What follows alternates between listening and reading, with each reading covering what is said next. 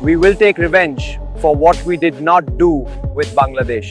পাকিস্তান যা করতে পারেনি আমরা সেটা ভারতের বিপক্ষে করে দেখাবো, এই বিস্ফোরক মন্তব্য করেছেন নেদারল্যান্ডসের অধিনায়ক স্কট এডওয়ার্ডস।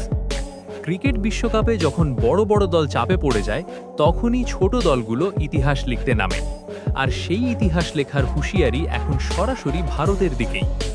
ভারত বনাম নেদারল্যান্ডস, নামে হয়তো অসম লড়াই, কিন্তু ক্রিকেটে কিছুই অসম্ভব না। পাকিস্তান পারেনি, কিন্তু নেদারল্যান্ডস কি পারবে চমক দেখাতে? অন্যায়ের জবাব মাঠেই হবে, ব্যাট আর বলই হবে প্রতিবাদের ভাষা। বাংলাদেশের সাথে যা হয়েছে তারও একরকম প্রতিধ্বনি শোনা যাচ্ছে এই বক্তব্যে। ভারতের মতো পরাশক্তির বিপক্ষে নামার আগে এমন আত্মবিশ্বাস, এটা কি শুধু সাহস নাকি ভেতরে ভেতরে বড় কোনো পরিকল্পনা? আপনি কি মনে করেন নেদারল্যান্ডস কি সত্যিই ভারতকে চমকে দিতে পারবে, নাকি আবারও প্রমাণ হবে যে ভারতই সেরা?